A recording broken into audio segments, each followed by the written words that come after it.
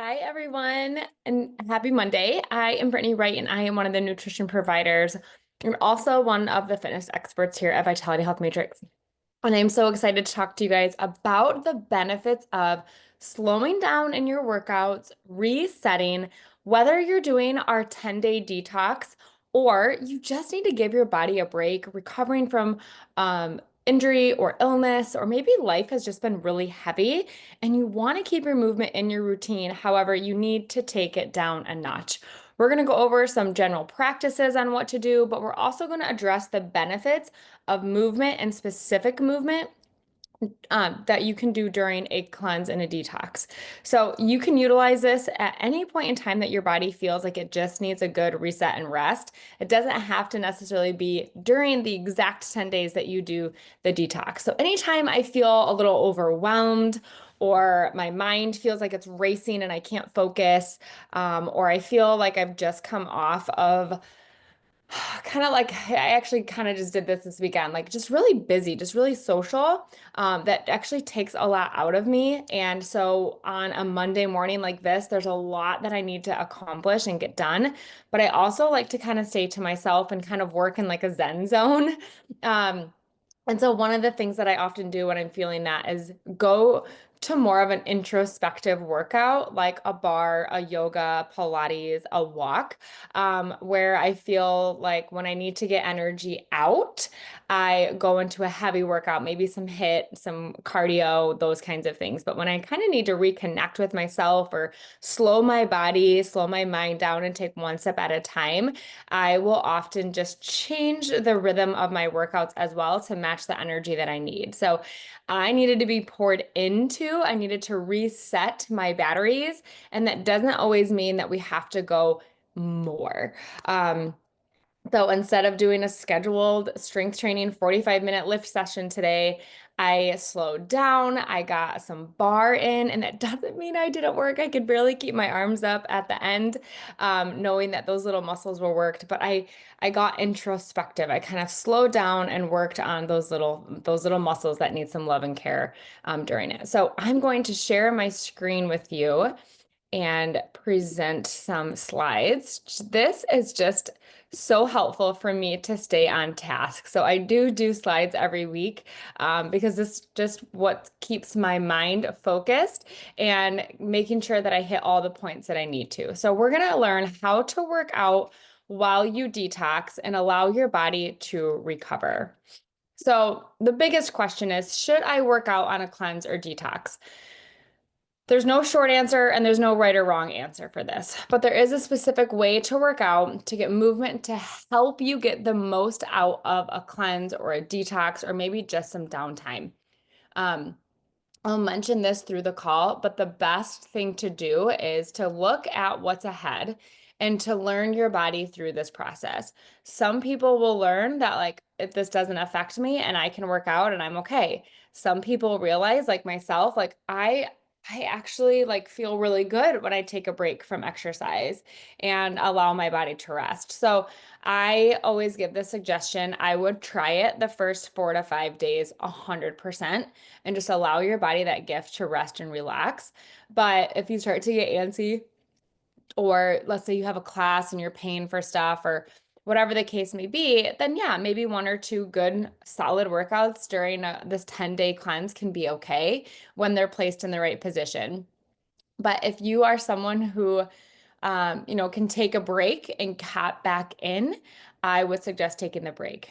If you're not someone who, like, if you know that taking a break from a strength training routine is going to make it harder to come back, then I would follow some of the protocols we're going to talk about here. And I wouldn't take that time away. I would just adjust what you're doing during that time to allow your body to still rest and recover.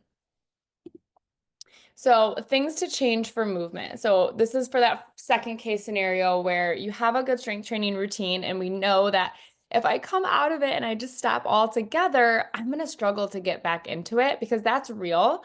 It's very easy to get out of a rhythm and it's very hard to get back into it. So one of the things that you can do is lower the intensity. Because our calorie intake, our carbohydrate intake will be a little bit lower than what we generally probably eat, it's important to lower the intensities because your muscle doesn't have or your body doesn't have the calories to sustain the workout and to do the hard work of cleansing and healing your body and detoxing. So lowering the intensity can look so different for everybody. But instead of giving a 10 out of 10 out of your workout, can we give a 5 out of a 10 or a 6 out of a 10 and give like have some room for improvement, right? To get done and be like, oh, that wasn't my greatest, but I'm so grateful I moved. So glucose supplies our blood glucose supplies most of the fuel for when we're doing a vigorous type of workout. So if you're doing a high intensity exercise right now, and I would stop that because that is fed and fueled by carbohydrates and sugars, and we're not getting much of those the first few days because we're limiting how much sugar, we're limiting how much grains, and then the first 3 days we're even taking out fruit. So for the first 5 days, especially, I would take out HIIT because you're not going to feel your best. You're not going to recover your best, and you're not going to be able to feel and fuel up the best afterward. So for cardio, stick to slow, steady state cardio like biking, walks, swimming. You could do some cycling. You could even do rollerblading or something like that. That's really not high intensity, but more steady state, longer state cardio. Things to change for movement, lower the impact. Another way to lessen the load on your body during the detox is to reduce the impact of your chosen activity. So instead, if you're used to running, you can still have that time frame to run, but let's do a walk. Instead of leisurely walking, walk with intention and a quick pace so that you're still getting the fitness benefits of a good walk. I can get a great walk in and I can hit zone 3 by walking intentionally and being focused on my core, my glutes, and being intentional with my walk, not just like we're walking a mall. So there's a big difference. I call it my workout walk versus a leisure walk. So instead of doing that morning run, I would encourage you to do like a workout walk. If you're lifting weights, you would lower the weights lifted. So if you're normally lifting a 10-pound dumbbell for bicep curls, can you go down to 8 or 6? This will still work the muscle. I'm so sorry. This will still work the muscle and maintain, but it will not overexert your body or require more calories for recovery and rejuvenation afterward. This will also keep you in that good rhythm and in that good routine so that it's not as hard coming back into your detox or into your workouts post-detox. You can shorten the duration. If your fuel tank is in short supply, you won't be able to travel far, right? Like if we only have a quarter of gas in the tank, we can't go an hour drive, right? Like, I don't know, maybe you could, but if we only have this much gas, we can't do a day trip. We have to be able to have the fuel to be able to go the whole way. That's the same thing with our workouts. So if your workouts are normally 45 minutes to 60 minutes, I would encourage you to cut them in half and go for about 20 to 30. If they're 20 to 30, oh my word. I feel great every time I do a call. I think someone said one time, like, I talk so fast, like the oxygen doesn't get to my brain, and that's why I yawn. So maybe I need to slow down. So keep your workouts, like cut them in half. So you get to the 20 to 30 minute range. If you're normally at 20 or 30, cut them down to 10 or 15. I think anything less than 15, there's benefit, but 15 is probably by the sweet spot. So if you want to run, but take the consideration and run shorter or walk the rest of the distance. So if you're stuck on like, oh, I need to get this distance, maybe you run half of it and you walk the other half. If you're lifting for 45 minutes, we go down to 25. So instead of 4 sets of everything, you do 2 sets of what you're working out. For your weighted workouts, you could also reduce the number of, like I said, the number of sets, but you could also take the reps down. So if you're doing 15 reps, you could go to 10 to 12. If you're doing 10 to 12 reps, you could go 8, but you're still also keeping the weight lower.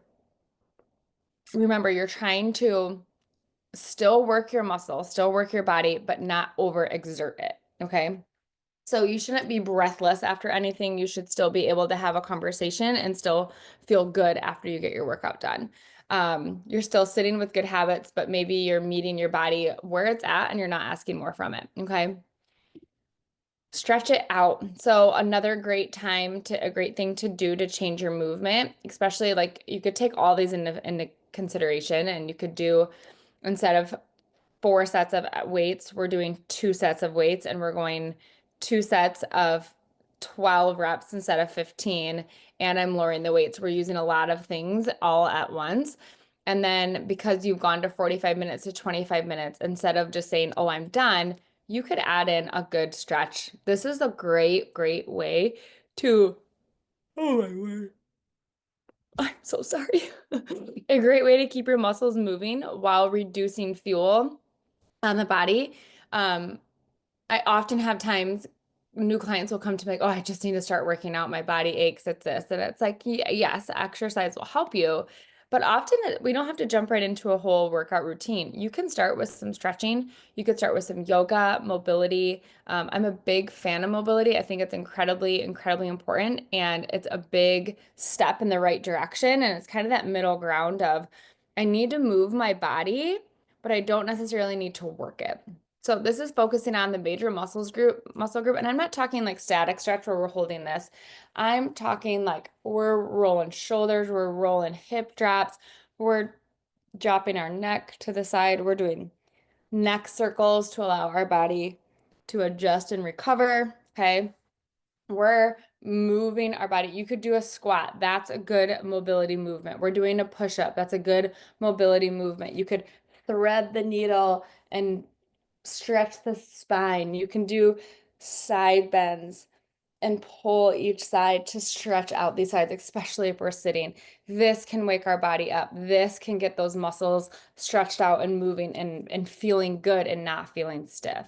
So I'm not talking about like a dynamic stretch, we count for 10 and we're done.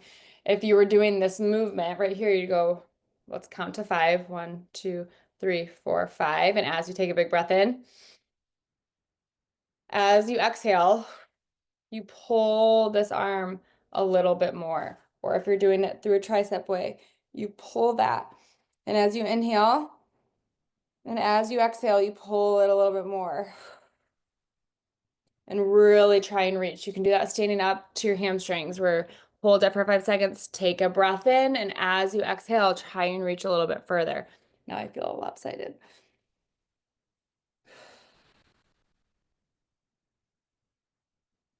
But we don't want to do that to cold muscles. We just want to do that to warm muscles. So getting your body back into some movement by stretching it out or some mobility, and not necessarily a full-on workout, can be extremely helpful for you.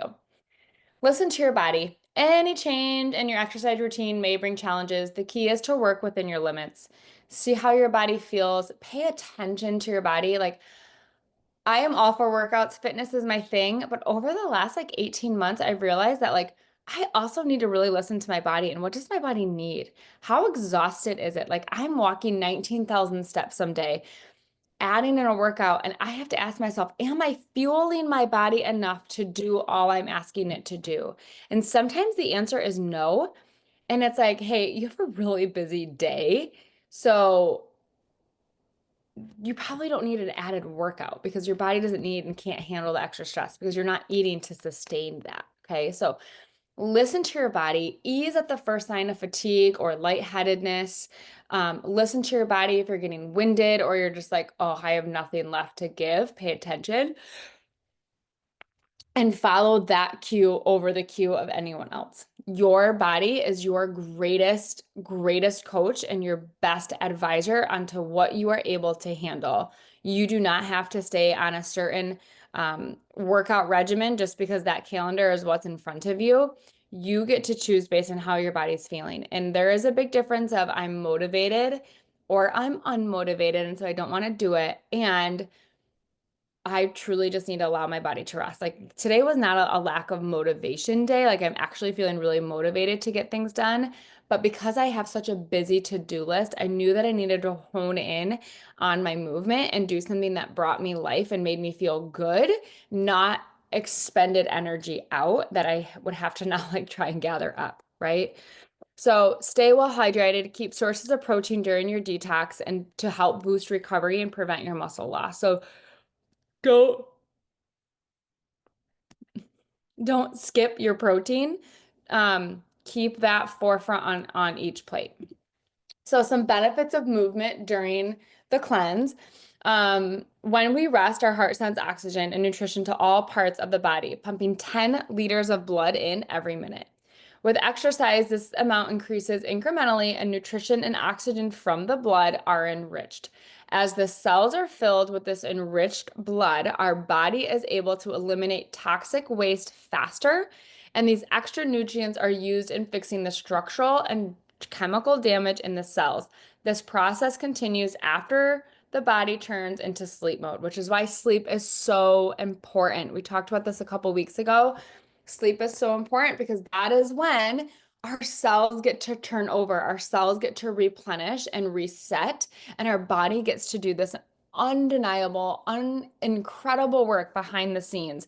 But it only works best when we're fueling our body with really good foods that it can use versus foods that it cannot use. It is not all about calories in, calories out from a health metabolic standpoint.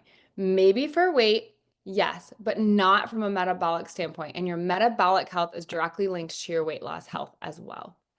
So, our heart speeds up the cleansing process. So when we can take care of our heart and make sure that is pumping good with good oxygen and good blood, we are going to help increase our cell recovery, and we're going to have better sleep, which we're going to have even more cell recovery.